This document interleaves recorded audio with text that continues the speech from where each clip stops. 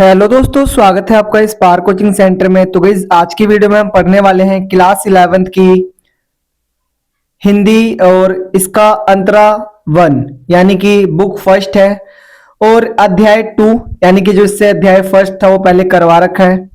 साथ ही साथ उसके क्वेश्चन आंसर भी अपलोड कर दिए गए हैं, तो आप उस वीडियो को जरूर वॉच करिए और इन्हीं में से जो क्वेश्चन है आपके पेपर में आएंगे। तो मैं चाहूंगा कि आप लोग इन क्वेश्चंस को बहुत अच्छे से प्रिपेयर करें। साथ ही साथ जो आपकी सपोर्ट मटेरियल है 11th क्लास की वो भी मैं आपको यहाँ पर करवा दूंगा, ठीक है। और ये इसका पार्ट 1 है, पार्ट 2 भी बहुत जल्दी अपलोड हो जाएगा। दोपहर का भोजन बहुत अच्छी स्टोरी है, ठीक है, सिद्धेश्वरी की।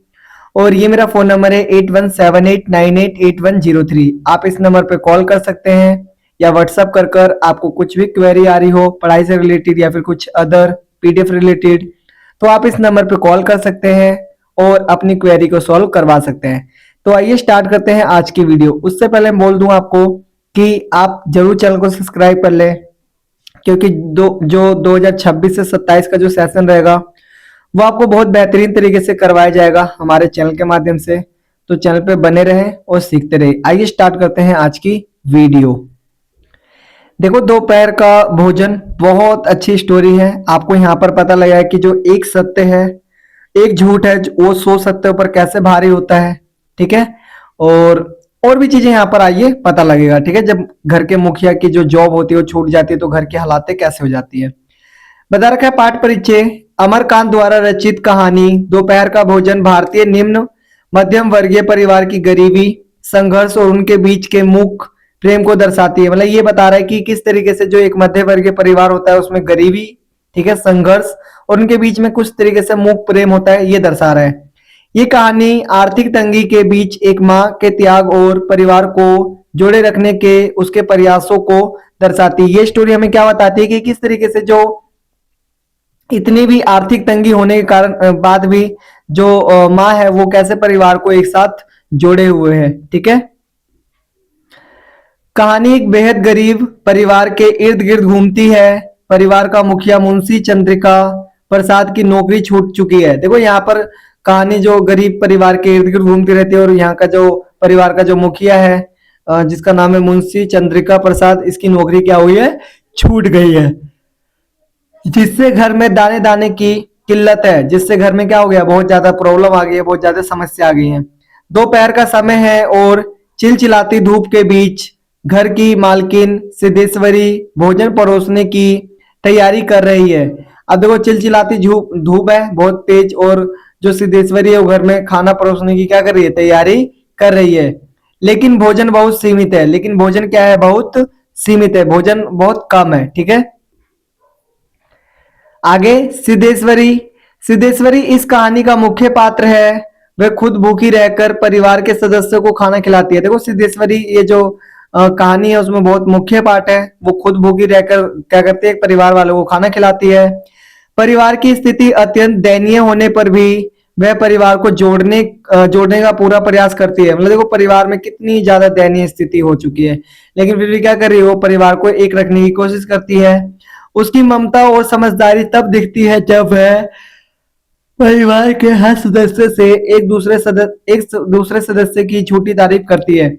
मतलब देखो, हर मतलब कि बड़े बेटे से छोटे बेटे के बारे में झूठ बोल रही है, छोटे बेटे से छोटे वाले की झूठ बोल रही है। मतलब कि एक दूसरे को मतलब कि झूठ बोलकर वो परिवार को क्या कर रही है, एक रखी हुई है, ताकि घर में तनाव ना उत्पन्न हो। वह कमियों के बीच भी परिवार में मानसिक शांति बनाए रखने का प्रयास करती है। मतलब देखो, इतनी सारी मतलब दुविधाएं हैं, कमी है, लेकिन वो क्या करती है, एक मानसिक जो शांति होती है वो बनाए रखने की कोशिश करती है, ठीक है, सिद्धेश्वरी।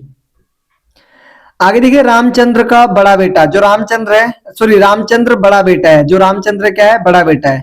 रामचंद्र बड़ा बेटा है। वह एक स्थानीय अखबार में प्रूफ रीडिंग सीख रहा है। वो क्या सीख रहा है, एक स्थानीय अखबार का है, ठीक है, और वहां पर प्रूफ रीडिंग सीख रहा है।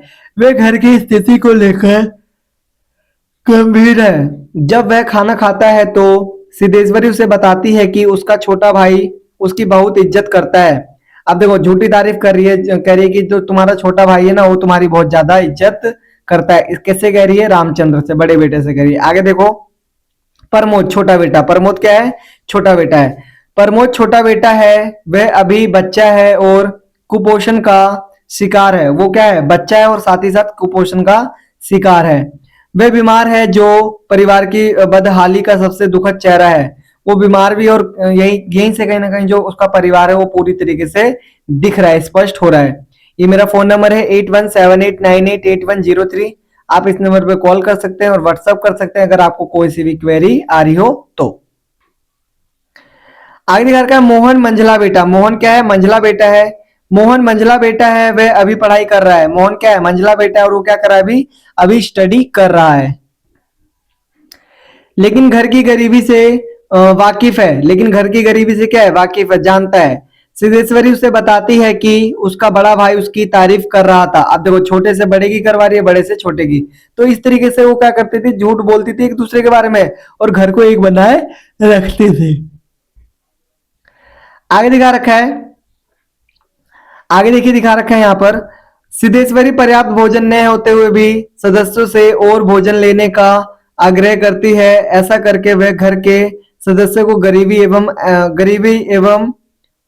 अभाव का एहसास नहीं होने देना चाहती। मतलब देखो, इतनी घर में दिक्कत है, गरीबी आ चुकी है, लेकिन वो किसी को एहसास नहीं होने देना चाह रही है। ठीक है, वह सदस्यों की एक दूसरे के विषय में झूठी तारीफ करके गरीबी, अभाव ग्रस्त एवं संघर्षपूर्ण वातावरण में भी उन्हें एकजुट तथा खुशहाल रखने की कोशिश करती है। मतलब देखो, एक दूसरे के बारे में झूठ बोलती है और पूरे परिवार को क्या रखने की कोशिश करती है? एक रखने की। ठीक है, आगे देखिए बता रखा है नेक्स्ट, दोपहर का भोजन सिर्फ एक भूख की कहानी मात्र नहीं है, इसमें परिवार को एक रखने के लिए माँ का संघर्ष दिखाई पड़ता है। देखो, ये ऐसा नहीं है सिर्फ कि भूख की कहानी है, इसमें ना मतलब पूरे परिवार को किस तरीके से जो माँ है वो एक रखने की कोशिश कर रही है, इसकी भी यहाँ पर कहानी कही गई है। तो गाइस, आज के लिए इतना ही। मिलते हैं फिर नेक्स्ट वीडियो में महत्वपूर्ण प्रश्न के साथ। तो अगर आपको कुछ भी क्वेरी आए तो इस नंबर पे कॉल कर सकते हैं या फिर व्हाट्सअप कर सकते हैं। और इसी तरीके से आपको यहाँ पर पॉलिटी, ज्योग्राफी की भी वीडियोस मिलेंगे। तो आज के लिए इतना ही, मिलते हैं नेक्स्ट वीडियो में। तब तक के लिए टाटा बाय बाय, जय हिंद, जय भारत।